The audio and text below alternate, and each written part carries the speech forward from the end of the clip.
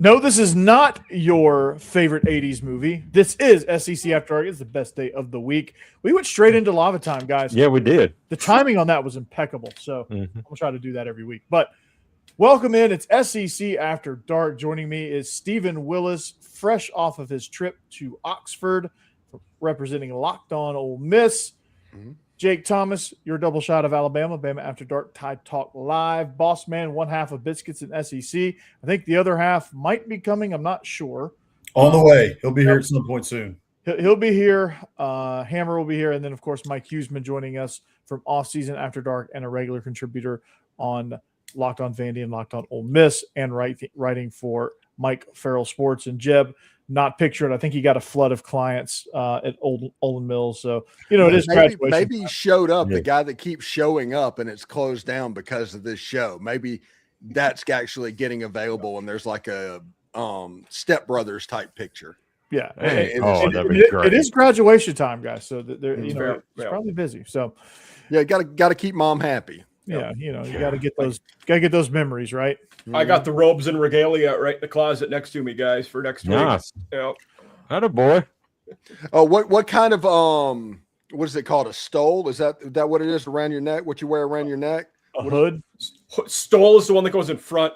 Hood for the doctoral robes like mine go behind you. And mine is navy blue because a PhD is technically in philosophy and navy blue is the philosophy color.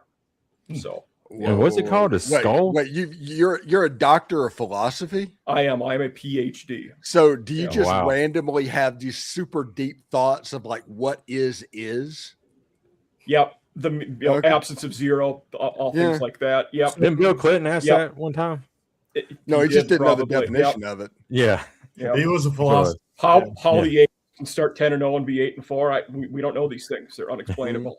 How did 2024 Ole Miss miss the playoffs? I don't know. What is it? The '96 Olympic mascot. That was a question Yeah. that a lot of Atlantans, ATLians were asking at the time. So Well, that's why I Doc- wore navy blue tonight. Was There you go. yeah, got Just like it. Like Yeah. it. Yep. I don't know what white means, but By the way, JD Piquel put out a thing that LSU had the best quarterback room in the SEC. And that is the most retarded thing I've seen. Yeah. because it's Yeah. Vanderbilt, right? I mean, Mm. jeez. We're starting out with the lava, Alabama- and we are Alabama starting like a out word. hot. Yeah. If we're counting backups, I don't hate it. And I saw the backlash. If we're counting Yeah. backups, I don't hate it. Yeah, but listen to this. The fifth string quarterback for Ole Miss has a Power 5 or Power 6 start in his career. Malachi Smith is at Ole Miss. He is the fifth string quarterback. Where'd he come from? Who's not? What's that? Oklahoma Where'd he come State. from? Oklahoma State. Okay. Yeah. He was Oklahoma State quarterback transferred in fifth string, not going to sniff the field. Walker Howard has started games before. AJ Maddox, 4-star player, hasn't started a game. I get it, but he was a flip from Texas A&M. Deuce Knight, an Elite 11 competitor a year ago or 2 years ago, started a game at Auburn, and then Trinidad Chambliss is the best quarterback in the country. That's the best quarterback room in the Southeastern Conference. It's not even close. It's pretty darn good. Mhm. It's Yeah, up there. I would say. Mhm. It's And real- it's up there. Vanderbilt is if what happened if Diego Pavia had a mushroom and grew. That's Jared Curtis. If he ate if he ate the flower, the one that gave him the fireballs, Yeah. Yeah. So, would you put LSU at 2 then, Flower. Yep. Steve? I don't know if I'd put LSU above Alabama. I think Alabama's going to have a good quarterback room. Yeah, sure. Yeah, Austin Mack, Um, Russell, and yeah, It's gonna be I think Sam Levitt has a chance to be good, Yeah. but I can't get over the fact that he threw for 80 something yards against Mississippi State. I think Georgia Yeah, has right. a good room. Yeah, Gunnar Stockton, he earned all the respect in the Sugar Bowl for me. absolutely. Gunnar Stockton, you have Puglisi, you have Montgomery, and then this new freshman, who Hezekiah. He's going to be electric when he gets his chance. Elijah Haven coming on campus in What else? 2027 for Alabama. Mizzou's 3 deep and not bad because you have Austin Simmons. Backup, you have Nick Evers, who transferred from Wisconsin and UConn. And then you have Zollers, who at third, who did play games last year and wasn't awful. Mhm. Right. Yeah. That's true. Yeah, Yeah, I think he would be in the top 5 probably. Yeah. And it's just So interesting. the question, Go ahead. yeah, I don't know. I'd have LSU 2 or 3. I don't know where it would be. No. Because I think Longstreet's pretty good. You know, we haven't seen him play yet, but I think he's going to be good. Yeah, he's a decent quarterback, but I don't think he's better than Deuce Knight. Their third string guy is a guy that was FCS a year ago. Yeah. Right. The Elon quarterback. Yep. Probably a good player, but that's still an FCS quarterback that you're counting on. And I get the D2 thing kind of going back and forth. I just don't think that they have near the depth to do it. Whenever the fifth string quarterback for Ole Miss started a Power 6 game, I don't see it. Boss man, have you guys done your agree. like diving into the teams yet? No, we'll get to that. Probably, I need to look at the calendar and get that done, but probably in about a month, I think, is when we'll start. So I was asking, I 2 by 2 an episode. So I can't remember who Oklahoma's backup is. That's what I was trying to think of. Is it that Neubauer dude still? I don't know. Where did the other guy transfer to? Is it Virginia Tech? West Virginia, which he is a West good Virginia. Rich Rod fit, actually. Oh my goodness. Yeah, he is built in Yeah. a lab for that Rich Rod offense. Yeah. My goodness. Whit Neubauer? And then they got Cam Cook, who was a stud running back at Jacksonville State, going there. So Okay. they'll be improved. Okay, all right. Yeah, West they're Virginia. going to be pretty good. Yeah. They're going to bring the hard edge to Morgantown. They're going to be burning some couches there. So Mhm. it's going to be exciting. Jake, speaking of exciting, this Vandy Alabama baseball game is tied up going into the 9th Oh boy. or bottom of the 8th. I can see the numbers dropping down as we speak, talking about baseball. Yeah. we were from 800 to 40. Yeah. It's like, Baseball. Yeah. So, speaking of which, we got Mike wrote a nice article here. It's about Thank you. it's about coaches on the hot seat. And as I'm talking about it, I'm gonna pull up. No, actually, we already have it. I put the visual in there. A little It looks- backup here. So I for all 10 FBS conferences, I am doing this as an article. So the SEC was my 8th conference I did. I still have the American and Big Ten to do. So if you're curious about any of the other conferences, you can find them on my X account or DM me. Be glad to send you the list and link. So you got Scorchers down here. You've got Habanero here, 3 and 4, 5 and 6 are your hot, 7 and 8 are your medium. Your lemon peppers are 9 and 10. Your garlic parmesan are 11 and 12, and then your dry rub, your other very mild dry rubs are the rest on this wing menu here. Yeah. I on that one, I would put Pete next to Kirby Smart. I mean, Pete could go 3 and 9 this season, and he's going to be absolutely fine after what just happened.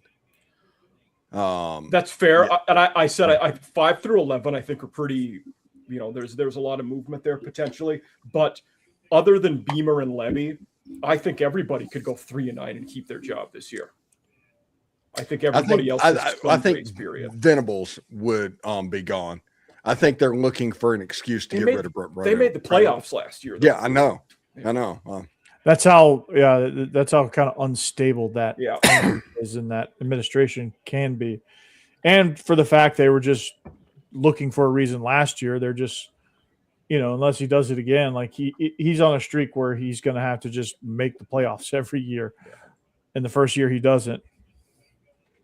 On that list, I don't know about that. I don't agree with that. I think Brent Venables is fine. I think if he wins 8 games this year, there might be some rumblings, or 8 games or less. But I think anything 9 and above, close to the playoffs. Yeah, anything 9 and above. Yeah. Yeah. But if he throws up another 6 and 6, that's a problem. I agree with that. I do agree with that. Yeah. I don't think it fires him though. If they go to a bowl game, he keeps his job, and it's you need to get this figured out for 27. Yeah. I think they're in a really good position. I mean, I think that hiring of Jim Nagy and, Batir healthy this year, like, I think Oklahoma's going to be a darn good team. Arbuckle's a good old coordinator. He's Arbuckle. probably a head coach somewhere next year or in 27. Put that list back up. Whoever did that, Corey, Mike, whichever one. All right. So, to me, if Steve Sarkisian doesn't do something this year, he could potentially move over here in the top 8. And be on the hot seat.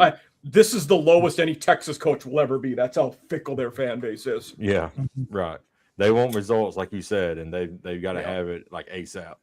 Well, and the truth of the matter is, like, I know my bias shows a lot, but look, he's had a Ferrari for how many years? And like, they really haven't gotten to the point where Texas fans expect them to be. Yeah. And he's had talent out the wazoo. It's coming out of their ears at Texas, and it's coming out of their horns. It's coming out. It's, where they can find it. They're paying money. All this stuff. The return on the investment so far on Steve Sarkisian has been good, but Texas expects to be great, and it really hasn't met those expectations. That's right. Yeah, it was good when Tom Herman was there, and they fired him because it wasn't great. Right. Yeah. Right. And Sark has been better than Herman for sure, but they expect national titles, and they really haven't gotten that close to one. What about Ryan Silverfield's one that's interesting because he just starts out on the hot seat because Arkansas fans didn't want him in the first place. Right. And that's Golesh, of course, at Auburn. That they'll fire you for any reason known to man. Because they will literally fabricate affairs in your personal life before you've coached one game. Yeah. Golesh is in dangerous territory there, just taking the Auburn job in general. But yeah, Silverfield, man, like nobody's fired up about him. He was good at Memphis, but he was just good at Memphis. He never excelled. He never did anything beyond like being middle of the pack in the American Conference. He took over a 12-win team from Mike Norvell, and he never got that many wins in any season when he was there. His career record was 50-25, so he was winning 2 for every one. You should be doing that at Memphis in the American. Mm-hmm. Yeah, right. And so now he steps into Arkansas, which that's quite the rebuild as it is. Yeah. And he made a Billy Napier move and removed the clocks from that's a cheeseball Billy Napier move. And I just think he's going to be a 2 and done probably, unless it just goes really off the rails, and he could be a 1 and done. But that's a name that stood out to me there. Jake, Kalen DeBoer at 7. He just signed that big extension, but like Alabama fans have never really – a lot of Alabama fans, I can't say all, but a lot of Alabama fans have never really latched onto him. What's the deal with that? Let's be clear. It's the mental ones who haven't latched on because, again, I may have said it last week or whenever we talked about his extension. You fire him, who are you going to get to replace him? Think about the top 5 coaches in all of football right now. Ryan Day, I don't know if he would leave, Ryan Day's not coming. Right. Kirby Smart's not leaving Georgia unless the NFL calls. No. Dan Lanning, he don't have a really good track record winning top 25 games. I don't know you're improving with Dan Lanning. You're not. And that says it because I think Lanning is the first target, and I don't know that you improve. You don't. Well, I don't think you do. The first target is Signetti, and then I think it's Lanning. And Signetti's not that's great. I forgot about him. Yeah. Totally right. Well, yeah. So, but he's not a realistic option. That's why you forgot about him. He's not a realistic.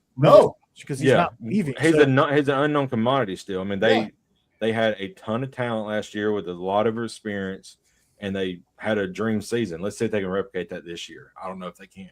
Well, it's the fact that Signetti and Lanning are 2 of the top coaches in the sport. Signetti just won a national title, and Lanning is knocking on the door of one every single year, recruiting like crazy. Yeah. And both of them have ties to Alabama and the Nick Saban coaching tree, right? So that's where you would go first. And this is you've got a guy right here who has made the playoffs, who's won a playoff game, who's been in a national title game at a place not named Alabama, where at Alabama you're going to have more resources now. So I've said this, but to reiterate it, I think Greg Byrne made the right call in doubling Me down. DeBoer's our guy. Mhm. In the playoff era since 2014, he's the only guy that's went to the playoff with 2 teams.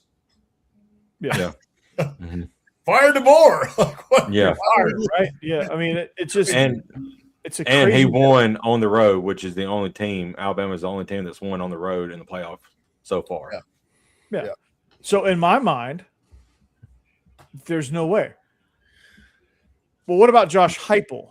What do That we was think about one. That one, yeah. That's one I was going to name because I think too, like I would move Kiffin up that list. I know, LSU fans are obviously like want immediate success with Lane Kiffin, but That's why he's where he's at. yeah, but he's not, he's not in danger of getting fired, right? Like, But again, I think only Leber and Beamer are in danger of that. That's what I prefaced this list on. right. So, but even Yeah. still, I think he moves down just for this sheer fact of like, Could be. Yeah. Yeah. I put him at like 8 or 9, right? But Yeah. I do think that Josh Heupel's either right where he should be or maybe moving up because if they go 8-4 again, Right. and they slip again to It's 7-5, gonna get a little loud in Knoxville. Mhm. Yeah. It is. and it could. I mean, the QB situation there is very, very interesting because they have a lot of talent there in McIntyre and Faison Brandon. Who's it going to be? We don't know. And either one of those guys, while they have a lot of talent, they are very inexperienced. We don't know anything about them, in terms of how they respond on the field in a college environment.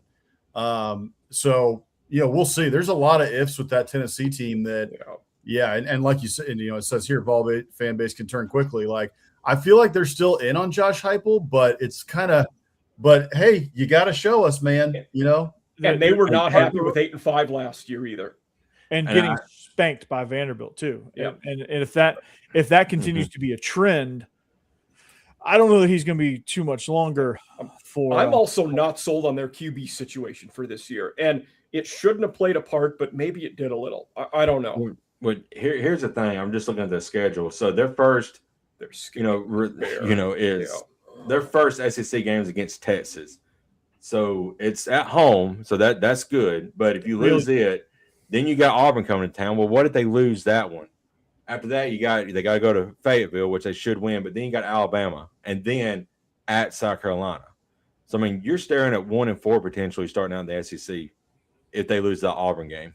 And you can't overlook Georgia Tech in week 2 when you got to Right. go to Atlanta. Like Georgia Tech's just not a pushover anymore. We don't know what they're going to look like without. I don't even know who the heck they have at quarterback, right? Because you lost Haynes King. No, it's Mendoza's little brher. Oh, you're right. That's right. Yeah. Alfredo Mendoza or whatever. I think it's Alberto, but something like that. Yeah. Yeah. Forevermore, Alfredo Mendoza on this show. Yeah. What's Yeah. But so yeah, I mean, you can't overlook him though. Brent Key's a darn good coach. He's done a great job at Georgia Tech, and having that in week 2, like, Yeah. gosh, you don't want to start out 1-1 with a loss to Georgia Tech with Bama and Texas looming. And the end of their schedule too, at A&M, LSU, then at Vandy. I mean, that's 3 tough games at the end of the season too. And you're going to do that with George McIntyre, who is a good quarterback, but like, does he really wow you? Or Right. go with Faison Brandon, who he's the high upside phenom. I mean, it's kind of like what it's kind of like what Florida's going with. It's kind of like what Bama's dealing with right now. With you have Austin Mack's a great quarterback, but Keelan Russell is the high upside phenom that you just can't deny his talent. I think Faison Brandon's going to end up being in that same scenario. So what does that look like early in the season? And then does the confidence wane and does it become a rough season? Then you're looking at Heupel, possibly being gone because you had too many of these seasons. You lose back-to-back to Vandy. That's never good. I also wonder what with Heupel, he does get surly and confrontational at times. If their fan base, They're flips nuts. off to him and makes it unpalatable for him, does he just say, "Screw you guys, I'm going to go back to the Big 12 or something"? Because he could easily get a job somewhere else. I think his ego might get in the way on that one because I think he probably could have done that any of the last 3 seasons when the fans were all over him. So, especially with the late season collapses, but because when Oklahoma opened up, I think he could have probably left on because I think some Tennessee fans were on. Then. There's a lot of bad blood there with him and Castiglione. I know. So that's why he didn't go. That's yeah. Yeah. So So I said it at the time. I said that like, oh no, those two hate each other. So I think if unless he left in a bad situation at Mizzou, like if Drink ever leaves, like yeah, I could see him because he previously worked there. 100%. Yeah. So that might be something that Mizzou might do as a I mean, result. there's an interesting one there in the middle of the schedule too. It's October 24th. The Vols head to South Carolina to play. Yeah.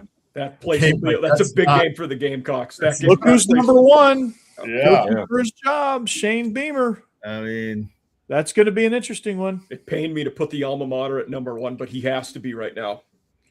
There's Well, no it's- other way around it. it's in part because, you've got all these other coaches. There was so much turnover, in Yes. the conference last year. And so it's just natural that somebody has to be at the top on the hot seat. And yeah, Shane Beamer, with the way it went last year and with also so much turnover in the conference. I mean, because it could have You said- happened last year. That's why he's number one. And Mike, Yeah. you wrote the article. Is that kind of what you're thinking there? It Yeah, should have yes. happened last year, and it didn't. Yeah. So now it's gotta, now it's do or die. And absolutely. And also speaks to how fickle the fan bases are in the SEC because 2 years ago, Clark Lee would have been one. Now he's one of the safest. A Right. year ago, Beamer would have been one of the four safest. Now he's number one. Like Mhm. there's so much movement back and forth just because of how much one season can change Drinkwitz- your fate in this Drinkwitz conference. also 2 years ago was like number one or number two in. Oh, in- yeah. and He couldn't break 500. yeah, You're right. he couldn't. Billy break Napier would have been top three forever, but he'd always win games and go on a heater right before he was going to get fired. Yeah. He was the opposite. Yeah, he he was- never got safe. He was always Neither did coaching his Freeze. way into Yeah. he would coach his way into the green, and people were like, I don't believe it. And then he'd do it again and Yeah. again and again, and finally Florida's like, yeah, it's just this is a trend now, so you can go to James Madison. I will say the toughest for me to rank on this list. I mean, I had told Corey this one, but I probably went back and forth 4 or 5 times between Will Stein and Mike Elko. It's odd because they're like the multiple schools, winning all of them, versus Stein, who's never been a head coach ever. But I flip-flopped on those two a lot, and with Stein, we just don't know anything. He's recruiting his butt off. Their fans are super patient. There's a lot of buzz, but we don't really know anything. Mhm. His first season, honestly, and this is not a shot at him, it's going to be a disaster because he's never been a head coach, Yeah. and he's coming into a team that is a little bit in turmoil, and into a league like the SEC built the way it is coming into the season. Everything's aligning for his first season to be a mess, but it's going to be a learning experience for him. He's a smart guy. I listened to another interview with him, and I feel pretty good about his chances at Kentucky. Like I think he can be successful there.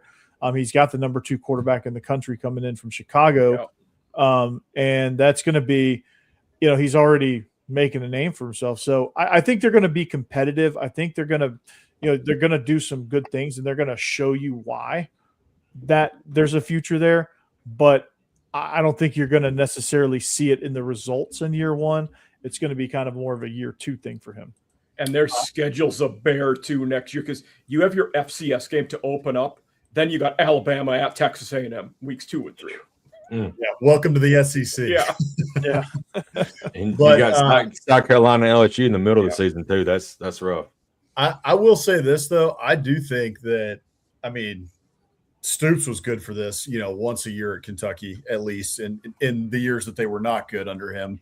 He got somebody every year. I think with the Will Stein factor, for the fact that he is a new head coach, that surprise factor, of like that coach coming into the league, you don't have a whole lot of film on him. Okay, he was at Oregon, so you're watching some, but he's going to pull out some surprises, and he's got some talent on that roster. They're going to push somebody to the wire, and I wouldn't be surprised at all if they get somebody in year one that nobody's expecting. the one for him that would be massive in that respect would be the last game of the year rivalry against Louisville. If they could pick off the Cardinals, that would be a massive one for him. Now, I think Louisville's going to be pretty salty because, in fact, Jeff Brown was my safest coach in the ACC. Yeah, I'd say that. But like that would be the kind of, like, Kentucky will have a lot of things figured out by the end. And if Minchie's playing well, that might be a game they could pick somebody off in. Well, and especially for viewers to remember, if you don't remember, Louisville beat Kentucky because nobody was paying attention to Kentucky football except for sickos like us at the end of the year.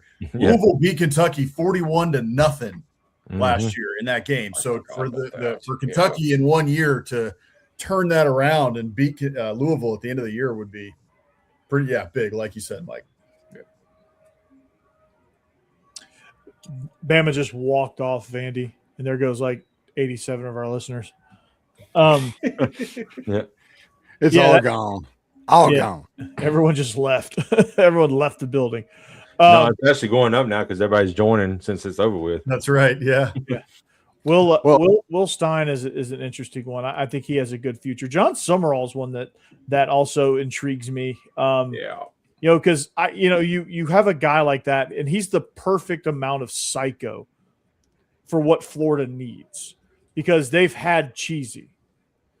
They've had somebody that's just kind of a Butch Jones clone where they're just slogan after slogan and just a bag of wind and doing cheesy stuff like game changer coordinator.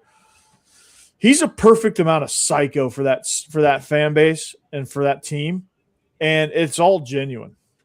And they already love him, so he's probably moving up the list now too. He's probably his is going from yellow to like dark green, like the safest of greens. For me, those two were, Summerall and Stein were definitely the safest of the new head coaches. And I say that I didn't really count Kiffin and Golding as new head coaches. They are, but I basically meant Summerall, Stein, Silverfield, Golesh. And Kiffin's just in a new situation, and Kiffin's dealing with the best quarterback room in America. So that totally good. I mean, you don't just walk into Starkville, Mississippi, and throw for 90 yards. Yeah, that just doesn't happen. Steve hasn't talked in 10 minutes, and that got him all fired up. Yeah, I woke him out of his slumber. He was zoning out a little bit. You just don't walk into Starkville, Mississippi, and put up 100 yards. It just doesn't happen. Yeah. That does bring up a question I wanted to ask, though. In this, I'd said I think Beamer and Levy are the only realistic guys that could get fired after this year. But what would it take for Jeff Levy to get fired? Oh, does five wins keep him his job, or does he need to go to a bowl game? He's got to go 6 states at least. Okay. And or unless, here's the caveat, he can go 4-8 again and beat Ole Miss. Okay. Yeah. Yeah. But if he doesn't beat Ole Miss, he has to go to a bowl game. Yeah. They were the very rare 5-8 last year, because you usually don't go to a bowl game at 5-7 and then lose, but they did because all the teams backed out. Ooh, their schedule is ugly too. I was about to say, I see 2 guarantees on there, and that's it. Yeah. Any guarantees in the SEC. I think they're going to get trucked by Minnesota. Gophers are going to be pretty good next year. They were rebuilding last year, and Drake Lindsey's pretty solid. They're not a pushover. Yeah. And they've just been a rock solid Big Ten program between 7-5 and 8-4 for years. Like, they win games, and they're going to be salty and have good line play. That's not where Mississippi State has excelled the last couple of years. Yeah, remember Mississippi State went on the offensive line and said, "Hey, we'll go down and get some LSU guys to play on the offensive line." And that was a problem a year ago.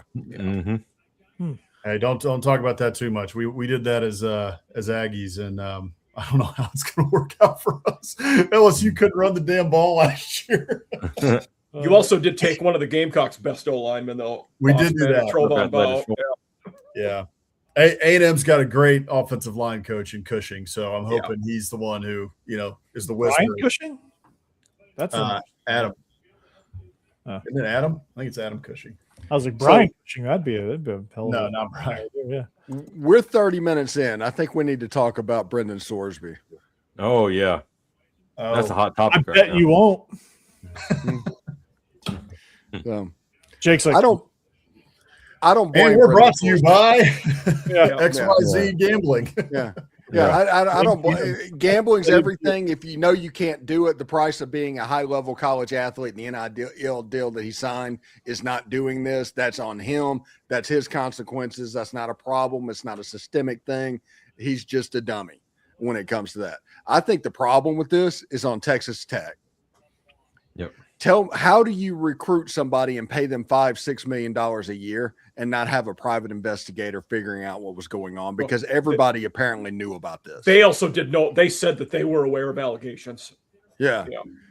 So did they not think that nothing was coming of this? And also, what is it with the city of Cincinnati and gambling on sports? He wasn't in Cincinnati when this happened. He was at Indiana, to be fair. Well, if he's a gambling addict, he did it in Cincinnati too.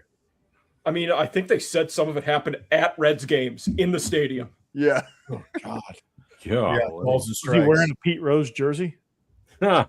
Was he betting Oh. balls and strikes pre-pitch, boss man? That's what Oh, that's what that's Hammer fantastic. told me last night on the show yeah. was that he was betting balls and strikes in the Reds games. God. Apparently he did not bet on Cincinnati games, but when he was at Indiana, when he did not play, he was a freshman, he was betting on games. Yeah, who knows, but that's what is alleged. Either way, it's bad enough. Like it's like Yeah. you're Yeah. probably not playing again. So Yeah. Terrible Texas Tech spent all that money on their roster to make another playoff Hey. run, and it gets thrown out the window because they didn't Hey. do any background. Hey guys, Yeah. we have a And- Paul Feinbaum caller here. Oh, Welcome in, Austin. Yeah. well, hey, what's going on, man? are you first time, long time? Yeah. Hey, one of these days we might be able to put up a phone booth. What's going on, Paul? We'll let I Steve don't. answer. I don't know if this will happen with Tech, but one smart thing they did bring in another starting QB in the portal. Kirk Francis started at Tulsa. He not very good, but he was a starter at the FBS last year. So they're not just going in the wild with nobody that's ever played before. Yeah. I'll say that. And also, my favorite move of the week was Cody Campbell defending himself, saying he's not involved by taking out a sponsored ad on Twitter to say that he's not involved. That's so awesome. Yeah. I didn't see that. That is Yeah. awesome. Oh God. Love it. Yeah. This thing is just unraveling like crazy. But that's what Hey. Hey, 30 minutes late, but hey, get here when you can. watch Better this. late than pregnant. Watch Watch this. this. It won't even work. Look at this. Like the Aggies against the Gamecocks last year, doesn't show up until after halftime. Yeah. Like a blister shows up when the work is done. Yeah. Hammer's about Yeah. to put on a show. Yeah. Yeah. All right, Okay. and that'll Yeah. do it for us here on Locked On. End stream. Yeah. No, don't say that to Corey because he'll do it. He would do it, and then Oh yeah, in stream. yeah. What's up, Hammer? But What's up, y'all? What's up? oh, and Good the having other the other favorite thing that happened was the Big 12 signing the private capital agreement with the private equity firm, as if $30 million comes with no strings. Oh. Yeah, this is the first time in the recorded history of man that $30 million changed hands, and they just got it for nothing. It was Yeah. completely just altruistic. Yeah, that's plausible. Well, that's how private equity firms are. They're Yeah. never That's- no strings, they're the always reason- no strings attached. Yeah, they're the reason we don't have shopping malls anymore. Once they got involved, they ruined the perfect thing of an indoor shopping mall. Yep. It was the perfect thing. Private equity got involved, and now all of a sudden they're nowhere. Rent in big cities is largely skyrocketing because of private equity. Yeah, It's a big reason. they're Hey, completely evil. Austin, we are on every Thursday night, especially during football season, and we do picks, so you'll enjoy that Yeah. as well. So Absolutely. Yeah, I think private equity is very well liked around the United States, as you guys are saying. You know, they say that Congress polls at like 7%. I think if they polled private equity right now, they poll it like 2%. Yeah. Oh my. So yeah, let's welcome them into college football. Great idea. Yeah. It's gonna go Yeah. great. Big 12's on a heater. Yeah. All of this because Okay. of 1 Oh, year. yes. They're going to make enough money in 1 year that the Big Ten and the SEC does. So they do that. What happens next year? What part of your soul do you have to sell next year to break even? And that's the problem. And it's going to happen, and they're going to get the clause deeper in, and it's going to be all she wrote. But there's no clause because private equities. They're just good Private equity is going to own the LDS Church if they keep going in the Big 12 like this. Yeah. It starts with crumble cookie, and the next thing you know, they own the whole thing. Exactly. Oh, that's great. Yep. Yep. Oh, it's going to sit there. Private equity is known for like buying a bunch of stuff and moving all the debt to one organization and then declaring bankruptcy in that organization. Baylor's about to go out of business is the point. Mhm. Sounds great. Yeah. Yeah. Baylor's done for. Yeah. See ya. Wouldn't want to be ya. Yeah. Baylor's going to be sponsored by Scientology. Yep. Spoiler alert, Dave Aranda was my hottest coach in the Big 12, so Yeah. he must Yeah, be he's out gotta do anyway. something. Yeah. They got to beat Auburn for sure. Yeah, and they probably do the that funniest too. thing is on X is the people that are defending this private equity thing as a private capital. It's like, no. There's no ownership, and it's like, okay, it's like that Jennifer Lawrence thing. Okay, yeah. They're not going to have a say at all. You have boosters that give $100,000 that are at every practice, but no, $30 million. They're going to be just stand by and not have any say whatsoever. They're like, enjoy your $30 million. We'll be over Come here. on. We don't Yeah. care what you do with it. They made You it a only live once. nonprofit. It's basically a charity. Yeah. 100%. Yeah. We're just gonna write it off. It's gonna be okay. Yeah, it's going to be fine. Trust me, you can own everything. We're just going to be in the back corner and not say a thing. And the next time you need money, we'll talk.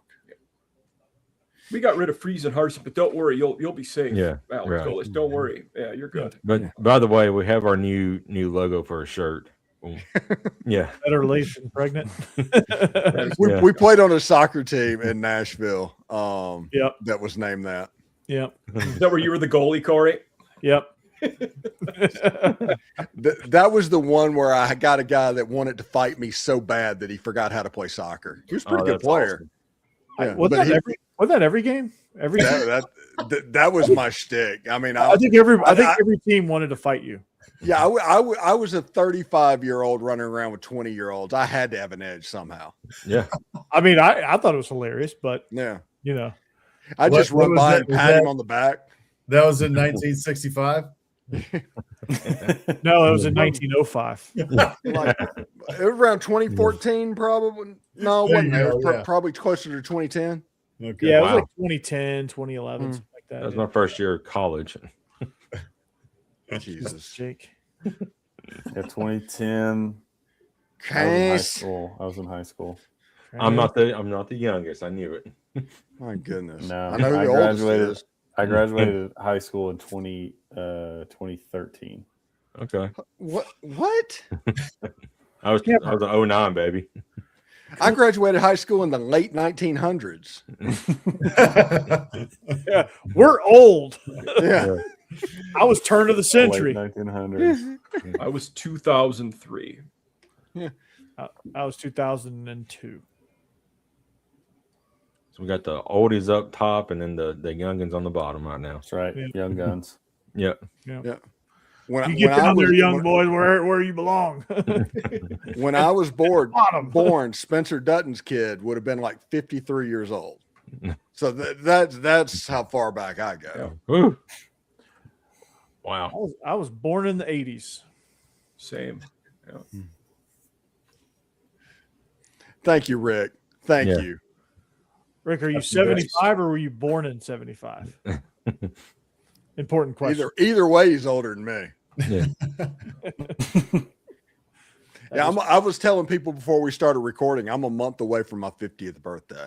Mhm. You're And- old. Heck yeah. Yeah. So yeah, Hammer, what are you time gonna be keeps doing? moving on. Hammer, can you count that high? No. 50? No. Don't have enough fingers and toes. Yeah, I don't know how to do, math, long division, Right. whatever that requires. Speaking of which, Yeah. Rick, that math Common doesn't core stuff. that- That math doesn't show itself. That's not right. It's not Can't be math. 75 and born in 57. I wonder if he typed one of them, like Yeah, your inverse math is numbers not on math. one of them. Yeah.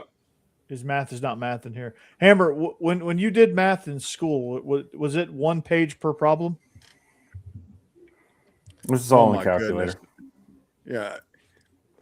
I'm like a wizard whenever I go in. There's like Gen Z people because I can do arithmetic in my head. Not me. I'm not They quite look at me like I'm a wizard. It's like, what? I can do it's 10%. It's moving a decimal place. If you'd have been born a little bit earlier, they'd have burned you at the stake, Stephen, for that stuff. Seriously. Yeah. Seriously. Right. That's witch stuff, man. Just imagine Yeah. walking into James Lawson doing arithmetic, Steve. You would be. They look at you like you're not from this planet. Yeah. So Austin, was you Crazy. born in 2016 or did you graduate school? Wait, in what? I don't 2016? think he was born in 2016 because I'd put him at 10. Well, It seems like everybody's on the high school He'd be at 9. graduation Probably year. born in 50. This is making sense now for what Rick's saying. Yeah, because Yeah, high it school does. in 75. Ah, okay. So, yeah, Austin was class of 2016. yeah, Okay. that makes sense. I was in my 7th year of coaching in 2016.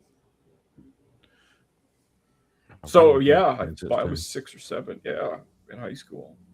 Did you get that Hammer, buyout? you got here just in time to drive this train off the rails. Yeah. We were Yeah. kind of already done with our conversation. Time to go off the rails. Well, what else we got over here? What we got? SEC QBs we can talk about. Yeah. We got mean- what was this? Returning stars. I feel like it's a lazy list, though.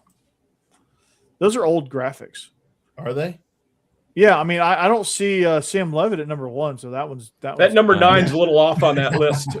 I'm Yeah. serious. You just do Yeah. not walk into Oh, yeah, Starkville, you're right. Mississippi and put up That was 100 it. yards passing. You just And don't do that. I don't. Yeah. There's one there- that came out today. I don't think Austin Matt. There was a new QB list that I put in the group chat today. I'll draw It that was one up. it was from Steve's favorite guy, Blake Ruffino. Yes, Well, it was Fino and Joe. Yeah. Ruffino. Oh, It seems God. like Twitter, It was very lazy. Twitter's all over Arch this week. Oh, the Oh, That's we all got I Ralphs see. versus Air? Is that Yeah, everybody's saying it last year. It was all his receivers' fault. They're just showing clips of dropped passes yeah? and being like, "Look and how all good those Arch receivers is." are back. Yeah. I mean, Arch is going to be good this year, but that's a bit of a stretch. Well, it's like NFL draft guys because the draft is done, and now they're like, oh, looking ahead, and they're all like, oh, I thought Arch had a bad year last year. Like he's great, he's this, and I'm like, all right, guys, Yeah. come Did Mel Kiper say that? Getting the hype train going. on. Getting it back. They're putting the Yeah. coal in the engine there on that hype train. Yeah. They're talking Full about steam the ahead. receiver. Yeah, the receivers for Texas drop passes and Trinidad's Vanity Fair and ESPN and his Heisman campaign. And CJ Carr, I guess he just has the Golden Dome helmet. Mm-hmm. yeah. And then you got Sam Levitt. Hey, man, if he could get to 100 yards against Mississippi State this year, that would probably put him over the top. I can't even imagine. I was saying the same thing. Like I know that like that's the joke. I remember watching that game, but then I saw in the offseason we're going into it, and he's the number 1 quarterback in the portal, and I'm like, why? I mean, yeah, he's good. He had a really good year of Who else was in the portal? but- Yeah, it's not like he didn't have a first-round wide receiver to throw to. Yeah. There was nobody- Scatabo to take the pressure off. Like Yeah. in the second year when none of those guys were there, he did have a first round wide receiver, again to throw to, but like didn't have Scatabo, and it was okay. They still ran for 300 yards against Mississippi State. It's not like he didn't have a running game that night. No, He that's just true. couldn't throw the ball. Couldn't throw the ball. Yeah. And you talk about the other QBs in the portal. There weren't as many elite names as we had seen in the previous years. There was Number 2 is a guy we've talked about a lot tonight, Sorsby. We see how that Right. went. Mhm. Mestamaker, I do think he's good, but we also don't know if he's just a system guy. you had Bo Perbula, But he will be in the same system. Yeah. DJ At least. Lagway was number 4. I mean, we see the pitfalls of his career at times. And I Yeah. actually think Darian Mensa's pretty good. DJ Lagway said that Florida couldn't handle the microscope that was on the quarterback position with him, and I was like, really? Tim Tebow went there. Yeah. Yeah, That's not. That's other- definitely other- not the place. Yeah, that's not the place that couldn't handle a quarterback being famous. No, you're just trying And- to push off And responsibility. even talk about a guy more in line with like on the more par with Legway. Kyle Trask was very good there, and Yeah. they handled it. Yeah, I mean, he wasn't a celebrity, but he was very, very No. good. Yeah. But I mean, their head coach for years was a celebrity, Steve Spurrier. Like, they could handle that down there for sure. They could handle big personalities and famous Yeah. quarterbacks. John Mateer should be above Levitt, of course. I think Reed and Sellers should too. Yeah, Mhm. I think at best Levitt Maybe even is Keelan Russell. is an average. It's around Quarterback in the 7. SEC. Honestly, 7, I have 8, 9, Mateer 10. at 3 on the list. I think Jared Curtis should be above the two competitions. Sellers needs to be higher. Sellers lot needs to be higher. I think Byron Brown needs to go down a little bit. Kamario Taylor is about right. I mean, I think Sellers is right behind Chambliss if he's got any semblance of an offensive line last year. Yeah, and they have Randy Clements. They got all the gang back together, the Baylor crew. It's going to be that offense. They're going to run quarterback powers out the wazoo. He's 250 pounds. There's no reason that Lenore Sellers should not put up big numbers this year for South Carolina. Mhm. Yeah, and Marcel Reed, Hammer and Boss Man. Like, what kind of jump is he going to make? I mean, he's got Isaiah Horton as his main target now. A little bit different receiver than Concepcion, but again, just as electric. I mean, A&M is stacked at wide receiver. Just the depth is ridiculous. I mean, I was thinking about it today about who they got, and I completely forgot about the former 5-star Jerome Miles from Utah because A&M's receiving core is that deep. I think Marcel Reed can make the jump. I think he's right there on the cusp of it. He's got to stop being so Jekyll and Hyde. He's going to have all the weapons that he needs to do it.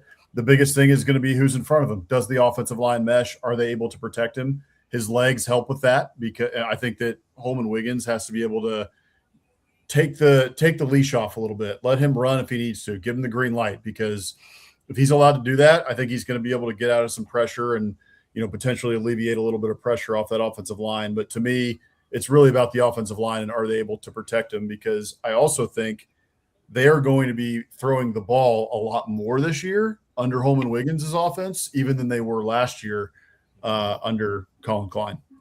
I think it's also a mentality thing, Steve. With A&M, like taking the training wheels off of him, just let him go and see if he can handle it. Like I think if they play scared, he's going to play scared. If they call it scared, he's going to play scared. I mean, they just got to go hyper aggressive and just go. Like live with the mistakes and just go. I mean, with Diego Pavia, that's what Vandy did. They just said, you know what, scared money don't make money, so we're just gonna go full steam ahead and let Diego be Diego. I think with Marcel Reed, you got to lean into his strengths, call it aggressively, and just let him rip. I mean, I think that's exactly right. Hammer, you can attest to this, I think, and chime in here. But I would say that they have to trust him and also allow him to trust himself. Like, just be like, hey, man, look at this on tape. Because if you watch the times when he had issues, he's got happy feet. He's double pumping because he's second guessing himself. He's second guessing his eyes. No, my man, like make a decision and get the ball out, and we'll live with it whichever way. Yeah. The one problem for A&M that they've got to get situated is they use Marcel Reed effectively, and he does his best work when the defense is not expecting him to throw the football. This year, they need to get to the point when it doesn't matter if the defense knows that a pass is coming. There's going to be a success rate. That is the next step for Marcel Reed. And you build that by aggressive play calling. You build that by letting him take shots. You build that by RPO stuff. You build that just letting him do his thing. Their defense is good enough to where you can survive a turnover or two. Yeah. Right. I mean, Let that happen. And yeah. because, for better or worse, the team takes on the personality of the coach. Everybody hears that. If you're playing scared, Texas A&M is going to play scared. It's and they're that going to lock up in defensive- those moments. Yeah. It's that defensive, conservative mindset. And that, with these defensive coaches, that's typically their downfall because they're too conservative and their offense gets bogged down and their offense gets paralyzed by fear of making mistakes. He also this year, especially, and not just in the red zone, because he had this in the red zone last year with like Nate Borkesher to some degree. But he's got a safety outlet in Isaiah Horton. He's got a big wide receiver, a big target. That was one of the big things that A&M was missing last year, was having somebody big on the outside that on third down you can just throw a jump ball to, and get it, or throw a fade to in the end zone or what have you. Just having a big target and an outlet that he can go to when things get tight is going to be, I think, massively helpful. And A&M, I'm not a lifelong A&M fan, but I've watched A&M football enough to know that their offense is at its best, and it doesn't matter the system they run, but their offense is at its best when they have a good receiving threat as a tight end. Yeah. They need to find a Jay Sternberger. If they can do that, they will. You will see Marcel Reed get better by leaps and bounds. Mm-hmm. They brought in a couple transfers. One kid to watch out for those who don't follow A&M closely, Keati Armstrong. Yeah. He's a freshman, absolute freak of nature. And I don't know how much play he's going to get, but what is he? Is he sophomore now? I think he's a sophomore. I think he was on campus last year. He didn't play because he was, a freshman and buried. But I think he's a sophomore. Hammer would know because he graduated with them.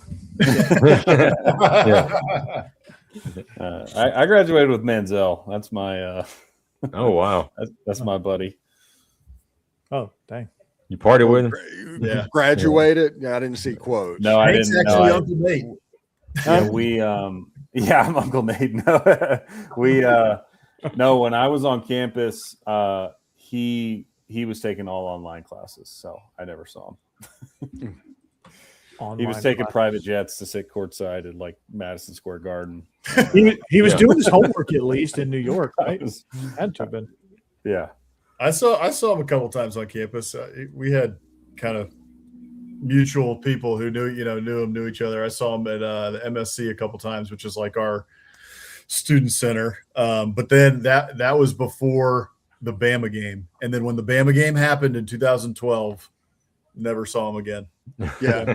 Except one time I did see him at a bar called Chimmy's on Northgate, and he went straight into the back, walked right through the restaurant as quickly as possible with another Aggie. I think he was with Ricky Seals Jones or somebody, and went straight into the back. It's pretty funny. So the last time I saw him was at a bar, and that's the only time people ever saw him anyway, was either at Kyle Field or at the bar. I mean, hey, Money Manziel, baby. The A's won again tonight. They beat the Royals 6-3. Well, beating the Royals is not a difficult thing at the moment. No, historically, unless it's Brett Saberhagen or that random 2015 team. Yeah, that came out of nowhere to win the World Series and then finished second to last year after. And then has not finished good at all ever since. Yeah. By the way, Hammer, to move to Kansas. Yeah. By the way, Hammer, I was me and you was pretty spot on about the draft, about Casey Concepcion should be a first rounder. Yep. He did get picked in the first round. I know. Yeah, he got picked right after we signed off. Yeah, I was cussing it though because he went to Cleveland. I'm like, God dang, can we? I don't want him to go to the Browns. Careers go to the dock. Cleveland. I know. Graveyard, man. Yeah. Did you see what Shallow Sanders did allegedly? Oh yes, he told he told one of the most respected NFL reporters to go make him a sandwich. Yeah. Hell. Diana Rossini? I did not say this. Yeah. Yeah. Oh. All right, boss man, you can leave. You can leave. The exit this way. Right. Yeah. I'm going to jail with Shallow Sanders now. There was apparently a tweet, and I don't know if this is real or not, but there was a piece. It's like she's tired of looking back. She's only going to look forward. What position is she going to get into next? And it was like, no, that can't be real. That can't be real. Oh my God. There's no way it's real. They're talking about Mary Kay Cabot, by the way. So it's that one can't be real. It's the Patriot way. Yeah. I do like the joke from last year that the Titans were looking for a Mike Variable type coach. Yeah. Yeah. Yeah. Well, maybe the funniest thing is not even related, but like while all this is going down between Vrabel and Rossini, Bill Belichick's girlfriend or whatever she is posts some picture of him at her cheer competition in like Yes. Florida or something like the national God. championship of adult cheerleading, and he's like cheering her on. I'm just like, oh my gosh. Like people in the stands probably, is that your dad? Right I there? know. Yeah. That's your granddad. What's Yeah. Bill Belichick doing here? Yeah. Oh my God. I did Apparently chuckle he's a little scouting. bit when that Yeah. stuff was going on. Like, people were like, I mean, should Vrabel get fired for this? And I was like, all right, well, should he and will he are a little bit two different things. Like, will he? Do you know who he works for? Do you guys know anything about Robert Kraft? Yeah. He's not Robert Kraft ain't firing him. No. Yeah, Senior Rub and Tug. Come on. Uh-huh. Yeah. The Yeah. one that He's one got that bothered me that you saw some people on social media say, "Well, how did Sharon Moore get fired and Vrabel didn't?" Because Vrabel didn't go fatal attraction on her. That's why. Yeah, right. Yeah. Yes. Yeah. Well, this And they also- didn't work together. It's a different situation. I mean, the Yeah. truth of the matter is, like, Rossini, she's a reporter. Like, this is obviously a conflict of interest. This is very clearly against what you should be doing as a reporter versus a head coach of a football team. Like, yeah, it's untoward. It's not good. It's obviously awful for the families. But, like, in terms of, like, affecting his job or, like, hard and fast rule, you can't do this, that's not there. Yeah, And- it's a moral on a personal level, but Yeah. it is Yeah. not against the rules. And- It's Right. a rule against you can't sleep. Yeah. It's just immoral. You can't we sleep are- with sources. yeah.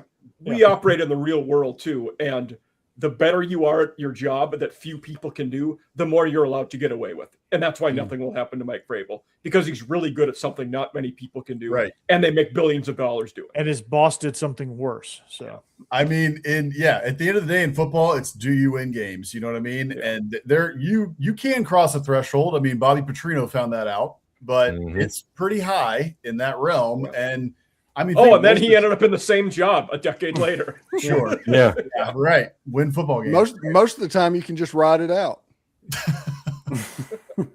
Oh. Yeah. God. Yeah. Elite Oh. comment, Steve. Yeah. typically, That's on a shirt, too. before Vrabel, they were terrible. The Patriots post Bill Belichick until Vrabel got there, they were bad. They were awful. Yeah. And even at the end of Bill Belichick, Actually, the end of Bill Belichick, they were all. Yeah. 33rd NFL team though, UNC. So just keep watch out for that. yeah, I mean, look at all those draft picks they lost. How are they going to function? Remember after I talked about this with the Virginia guy on my show last week. Remember their season opener against TCU? They marched down the field and scored that first drive. And people are just going nuts on social media and on the broadcast about how good they're going to be playoffs. Then Yeah. they suck the rest of the season. They had the that- rest of that game. Yeah. The rest of the game and the season, like Did they even score after that in that No. game? I don't think they did. from the very next series where TCU then took it down and scored, Mm-hmm. their season just went in the tank from there. Yeah. They had that. I can't remember if it was Nelly or 50 Cent or whoever it was play the concert before the Clemson game, thinking this was going to be a night game, It's and it ends up being Ludicrous. Yeah. ludicrous. It ends One up of- being a noon game, so One, it's like one of the 10 greatest a.m. tweets ever that we have saved here. This is it.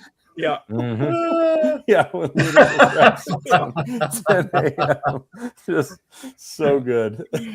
oh gosh, The UNLV in the snow one was legit too, because they were in Wyoming and just beat the brakes off. Hey, before we get out, let's go to ACC at the dark real quick. But Mike, did you have Bill Belichick as the hottest coach on the hot seat for the ACC? I had him number 2 after Okay. Mike Norvell. Okay, yeah, I see Yeah. that. So I had Yeah, I forgot about Norvell, Belichick, Bill O'Brien was 3rd. Dabo. which- Bill Bryan. Bill Sorry. Bryan. Yeah, Yeah, Bill man. Bryan. There's no O in that name at all. Bossman, Yeah. who did you say? I was asking about Dabo. Dabo. Dabo's got to be up there, huh? No, out of the 17, I think I had him 12 or 13. Really? Yeah. I don't think they fire him. I think Well, it's yeah, he's just discovered the transfer portal. So let's see how this goes. I think they're What? sick of him, but I also think it's Oh my hey, buddy, you've done a lot for us. We'll let you retire if you want to. Otherwise, Hmm. Yeah, Makes sense. I don't know. That fan base is on the edge. If they have another year like they did, it's going to, because I'm with you. Like, I agree. Yeah. However, they're about to get into a situation where the administration wants to keep this guy and the fan base is about to start howling. If, it's another, I mean, last year was a disaster. So if it goes anything like last year, I think it's over, and they got to be 9-3, I think, or Clemson fans are going to be very unhappy. Hey, can we add a team to that list? Hawks in a series clincher as number 6. Yes. Oh yeah, I saw that. 140 to 50 89. like, 140 to 89. Holy it wasn't cow. like a God. 50-2 run or something. It was crazy. Jesus. That's going to be commonplace in the new women's NCAA basketball tournament whenever they let 76 teams in and somebody has to go play UConn. Yeah, how about that? Yeah. Yeah, 76. boo. Oh, I'm gonna love it because the Boom. Gamecocks are gonna get one of those bottom feeders and win 120 to 14. Yeah. Yep. It's like, it's good that those girls get to go out some of their last game. Oh yeah, we got beat by 100 points. Also, Gamecocks equestrian national champs 2026. It's lonely Yeah. at the top. That's huge. Yeah. That's The hell big y'all time. beat Auburn. So it has been a rough year for South Carolina. Sure has. You have no Yeah. idea. Yeah. Yeah. Yeah. And I don't know what if baseball wise are we going to hire the guy from Coastal? I mean he's pretty good. Mhm. Hopefully, I mean, y'all got to be able to get him right. You know what's going to happen, Mike, is y'all are going to sweep Vandy at the end of the season, and then they're going to keep the interim guy. Oh God. Well, he did go to the CWS as a head coach at Clemson before, but is Tony Vitello going to be back in college next year? Next year, he's going to get hired at. But eventually he's going to be the replacement for Dave Van Horn. Oh, at He's Arkansas. gonna end up at Arkansas. Yeah, that Yeah. could be. June 23rd, he's getting fired by the San Francisco Giants. They're going to be like, Who was it that just Book it. the Phillies that fired their manager a day or Yeah. two ago? Yeah. Don Madeling's there in them. and the Oh. Red Sox. The Red Sox just cleaned house. Yeah, Red Sox Yeah, just they got rid did. of everybody. They fired us too. The Red Sox Yeah. did. Pretty much. I know. I mean, I'm still waiting on the private jet to pick me up, though. Take me home. Right. Other than the Dodgers, all the good teams are predicted to be good teams. They're not very good right now. Well, a lot of teams are like right at 500. It's so weird to see. There's like 3 at the top, right? It's basically like the Padres, Braves. the Braves. Well, 4, I guess. The Braves, Padres, Dodgers. it's because if And, the Padres get to the ninth inning with the lead, they're not losing. Reds are legit too. They've started on a heater. True. Yep, they have. They beat the Rockies though today. Is that Yeah. really a win? Well, everybody does. That's who the Braves go to Colorado this weekend. I did. Yeah, look at that I'm not schedule. happy about that. We don't do good in that air. We don't do good against terrible teams too. Like that. Right. Yeah, Just- Detroit's at 500 and are tied for first place in their division. Yeah. So I think the Rangers are too. Last I checked, they were. Yeah. Rangers are right about 500, but the A's are leading that division now. Yeah. Probably up by like a Sacramento game. or wherever they play these days. The A's just but at least Houston's terrible. Yeah, they are. yeah. Oh, just America Them and the wins. Angels- them and the Houston, Angels both the garbage Astros are in that bad. division. beautiful. I never thought I'd hate the Astros, but here we are. Yeah.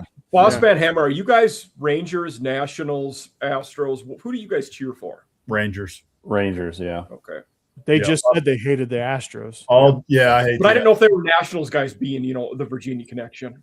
I lived in DC for a while, so I enjoy the Nationals. I love Nobody it. likes the Nationals, dude. But Nobody. I've rooted for the Rangers since Hank and I, since Hammer and I were kids. So I'm And in our division, yeah. if it's not the Braves, then I would root probably for the Nationals or for the Marlins. I'm not rooting for the Phillies or for the freaking. I'm Yeah. not rooting for a soul in our division. They can all kiss my ass. The Mets being terrible is funny. yeah, not the Mets. Yeah, it is. I mean, huge payroll, and they're Just root like for- the Terrible. Mets, the Phillies are awful. yeah. I'll root for the Yankees before I root for any of those teams. Oof. They're not doing that hot now either. And the crazy thing is, the Pirates are at 500 and they're on their customary last place spot. Yeah. Paul Skeens can't beat the Cardinals. I did want to bring up one thing that I just thought about. It Biscuits last night. You got the thought experiment you guys had about Texas Tech's QB. A potential. Do we go to Canada? Do we go to UFL? What do we do there? It was an interesting one. I think I book it. I'm telling you, they're going to try, and they should. Houston Gamblers. Mhm. Oh yes, yes. There we go. The Birmingham Stallions could use them. They're Oh, struggling. they're right awful. now. Yeah, AJ McCarron needs some help. big time. The Winnipeg Blue Bombers. If he is not playing for the Houston Gamblers next spring, we have done this wrong Oh, speaking of as which, a society. Diego Pavia will be a Winnipeg Blue Bomber if he decides to go. That's who owns his rights. Yep, I saw that. Oh, Oh, speak really? of, it will not be the Winnipeg Blue Bombers. You know who their QB is right now? Who? Peyton Thorne. No Oh, way. Nice. I'm beating him out. What? Yeah, Wow. yeah. Oh, and Terry Oh. Wilson, former Kentucky Wildcat. What? Oh, I remember. They are Winnipeg Yeah. Blue Bombers. Yeah. Yeah, Pavia's going to come in. I think there is a merger coming between the CFL and the UFL. I can see it. I would like it. That's the CFL cut their field down to American football depth, everything. They're starting to line their rules with what's going on. Yeah, that feels like that is something that could come. Oh, And they just changed to where 8 out of their 9 teams make the playoffs at the end of the year. you want to talk about a great piece of irony? Steve, you mentioned Houston Gamblers. One of their QBs is Hunter Deckers, by the way. So you can't write Oh, that. yeah, perfect. Yeah. Oh. Who at Iowa State was kicked off the team for gambling. He's Wow. the mascot, Yeah. too. And Tua's little brother Talia is another Houston gambler. Mhm. You know, Talia played in the European League that the head coach I worked for at Hillwood, Steve. He's an offensive coordinator in Milan. Oh, nice. The Milano Rhinos. I didn't even know they were Okay. still doing like the Europe. It's No, called, they had- it's called ELF. It's called European League of Football. Yeah, it's not like the NFL Europe is not associated with the NFL at all. They broke Yeah. off and started their own league, and they have a lot of the same brand from NFL Europe, like Yeah, like the Rhine Amsterdam- Fire and Yeah, all of them are The there. one thing is, if you sign one of those guys, it goes as it doesn't count against your practice squad. Like the European development things in the NFL now, you essentially get a free roster spot if you sign one of those guys. And their divisions are based on countries. That's kind of Hey, cool. Somebody that's in the European Football League needs to come over and try and play college football. European League of Football. Whatever. You're right. ELF. Yeah. L. But Yeah. if basketball can do it, they can do it in football too. Yep. Yeah, we got 2 minutes. We got to get out of here. 2 Yeah, minutes. We're We've 10 minutes behind. Yeah. Yeah. All right. Yeah. Well, we were off the rails, guys. It's Big okay. time. All right. So thanks for joining us right here on SCC After Dark. Glad you made us part of your week. Glad you made us part of your Thursday evening. And of course, we're going to continue rolling on throughout the season. Picks are coming up soon when football season rolls back around. So make sure you get geared up for that and get prepared. We want to have full participation. So go ahead and wrap your mind around it and let's get it going. Joining us on this awesome adventure here is Stephen Willis, Locked On Ole Miss, the most watched Ole Miss podcast in the land. I think he's got like a 16 million view head start on number 2, Something like that. something like that. Numbers, but he's crushing it there. Mike Huseman, off season After Dark. He had a was it Conference USA? No, Florida State is tomorrow morning, and Yeah. then we have a Sun Belt 2 for next week. Sun Belt Troy 2. and Marshall. Sunbelt Cool. too. Yeah. So, you got Boss Man and Hammer, Biscuits and SEC. If you're missing out, you're missing out. They're 2 of the best, and they're the only Aggies I like. So, I'm joking, but they are the only. Fair. We get it. Understood. Before y'all got here, I was always whoop whoop whoop whoop. Hump of my bags. Where did you get that shirt? At the toilet store. That's what we told Steve Sarkeesian. Yeah.